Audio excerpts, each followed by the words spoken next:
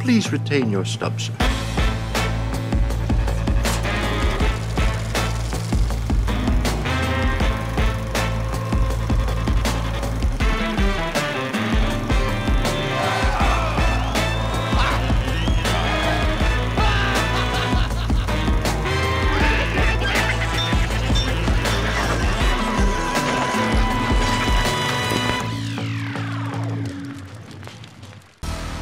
The universe is in chaos. We need an Avenger. Let's do this. Pour sa 5e apparition dans le Marvel Cinematic Universe, le Spider-Man remis au goût du jour par le producteur Kevin Feige reste relativement constant dans sa propension à ignorer, voire moquer, les éléments constitutifs de sa propre mythologie. Do you think that's Spider-Man? No. It's like a European rip-off version of him. I was actually reading about him the other day. It's not him.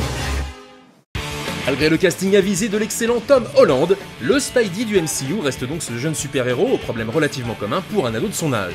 Et ses grands pouvoirs ne semblent pas vraiment impliquer de grandes responsabilités, puisque ce sont surtout les gadgets de Tony Stark qui lui permettent généralement de se sortir de situations périlleuses. Spider-Man Far From Home ne déroge pas vraiment à la règle, et ce malgré le vide laissé par la disparition d'Iron Man. Ici, l'enjeu n'est pas tant de savoir si le personnage principal va vraiment réussir à endiguer une quelconque menace, puisque celle-ci reste constamment en second plan. You don't want any part of this. Fidèle aux racines de teen movie initié par Spider-Man Homecoming, l'intrigue de cette suite se concentre d'abord sur la relation amoureuse entre Peter Parker et MJ. You look really pretty. Therefore I have value?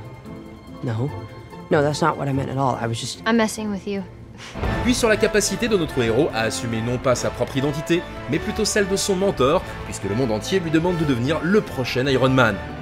You gonna be the next Iron Man now? Well, no, I don't have time. I'm too busy doing your jobs. What? Spider-Man Far From Home souffre donc d'un véritable manque d'enjeux dramatiques, et les quelques retournements de situation qui concernent le personnage de Mysterio ne devraient vraiment surprendre que ceux qui ne connaissent rien des capacités d'illusionniste de ce super-vilain créé par Stan Lee et Steve Ditko.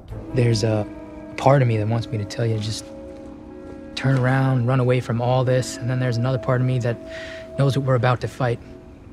What's at stake? I'm glad you're here. Par ailleurs, le véritable morceau de bravoure de cette suite reste une belle séquence de piège mental, réminiscente des comics classiques, et qui détonne vraiment avec le reste du film, qui se situerait plus volontiers entre Les Charlots font l'Espagne, ou autre comédie au clicheton touristique, et un comic book movie médiocre et passe-partout, à la manière de Thor, le monde des ténèbres. He's like Iron Man and Thor rolled into one. He's no Spider-Man. Bref, Spider-Man Far From Home ne ménage pas sa peine pour nous rappeler que nous ne sommes pas vraiment en train de regarder une nouvelle aventure de notre tisseur préféré, mais bel et bien la suite d'Avengers Endgame. I mean, I'm just a friendly neighborhood Spider-Man, sir. Bitch, please, you've been to space.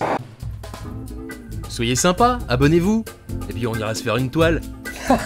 Une toile, je viens de la comprendre en fait.